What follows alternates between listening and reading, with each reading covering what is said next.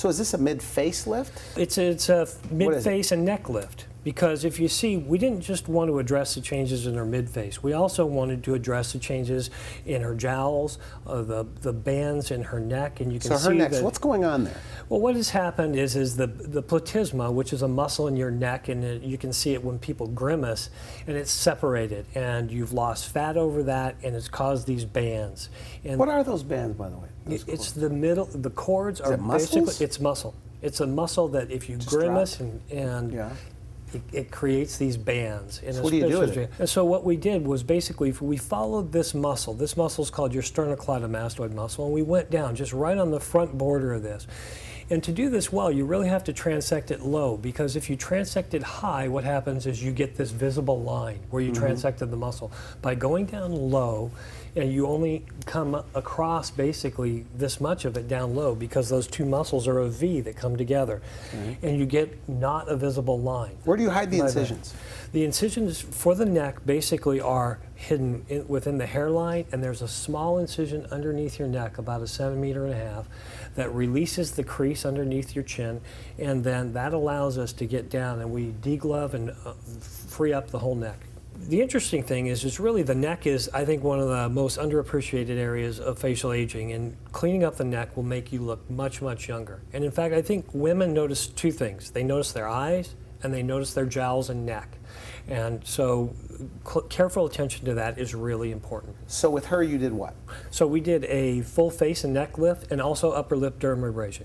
And I think you can see in her after photos that we've really nicely achieved the goals of our procedure. Very nice. Thank you. The thing I like about this photo, and the way I thought would be useful to share with you, is first of all, she's only 3 weeks post-op. Okay. So she has no makeup on, because many post-operative photos are with makeup, and I think that can hide a lot of stuff. So take a look at her before photo and look at her cheeks. And what you see is this very skeletonized, hollowed area over her cheekbones.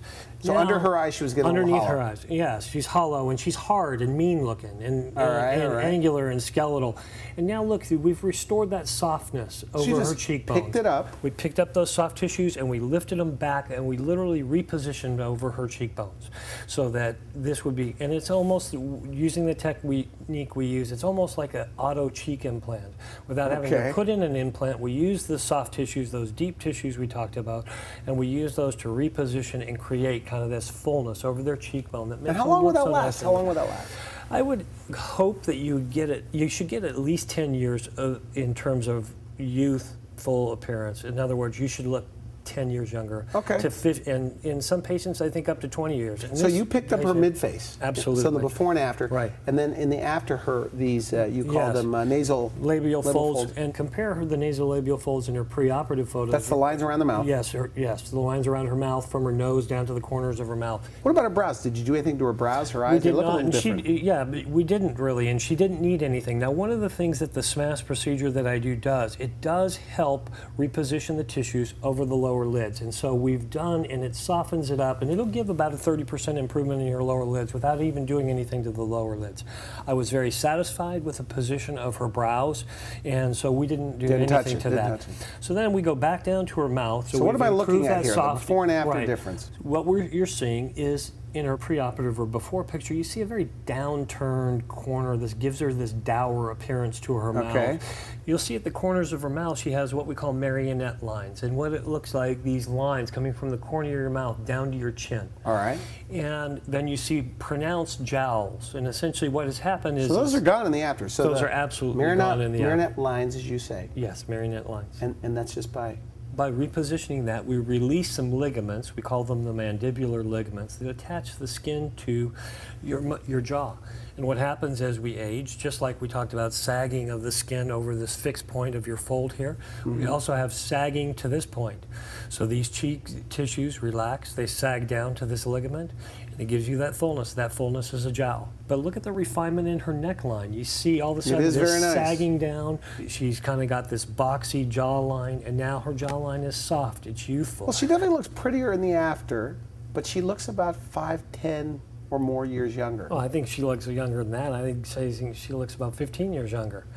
But now going back to your question before about a natural looking facelift, if you saw her coming down to you, on the after, okay, down, so she's on the walking after, toward looking me. down on the after view, do you think that lady had a facelift? Do you No. see a tight pulled appearance? Do you see a mask-like face that doesn't move? Do you see a distorted face that makes you think, oh wow, this lady had some very radical facelift done?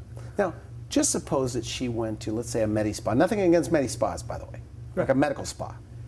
And where all they do is fillers, and it's happening all the time, because I'm more confused than ever. You know, the more people I interview, I don't know who's right or who's wrong. Absolutely. But on this before, what if she, in your opinion, if she just went and got a bunch of fillers done to add volume, would that have been a mistake in her case? Would she have been able to achieve this after result? I think it would have been an absolute mistake in her case. Do you think that happens a lot?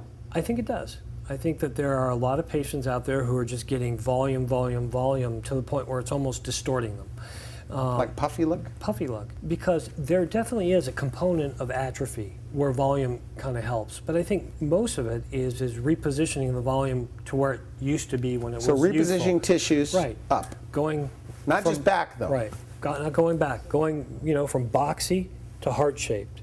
Restoring soft tissues and taking that jowl that used to be, that you're seeing there, and putting it back up in the cheek where it belongs, and taking the stuff that has fallen off their cheekbones and putting it back up to give that softness when they were younger. Now you said, before we were in the green room, and you were saying that downturned mouths. Yes. That you could. That's an easy one for you to take care of. Absolutely. By freeing up the SMAS, this layer below the skin well, and mobilizing, and that's really the end point. The end point isn't like an anatomic dissection where you're trying to go out and see everything. It's free it up until you can get it to move to get the effect on the SMAS that you want.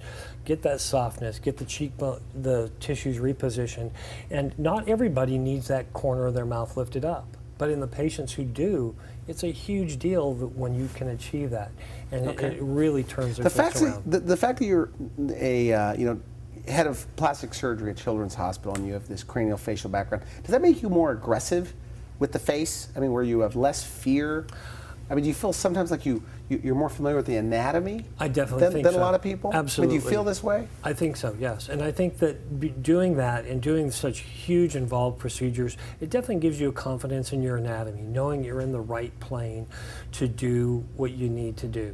Okay. And that background certainly really helps, especially around the mid-face and the eyes, which is where craniofacial surgery, where craniofacial surgery, where craniofacial surgery, where craniofacial surgery, where craniofacial surgery, where craniofacial surgery, where craniofacial surgery, where craniofacial surgery, where craniofacial surgery, where craniofacial surgery, where craniofacial surgery, you're in the worst surgery, you're in the worst surgery, you're in the worst surgery, you're in the worst surgery, you're in the worst surgery, you're in the worst surgery, you're in the worst surgery, you're in the worst surgery, you're in the worst surgery, you're in the worst surgery, Anatomy? worst surgery, Anatomy? worst surgery, Anatomy? worst surgery, Anatomy? worst surgery, Anatomy?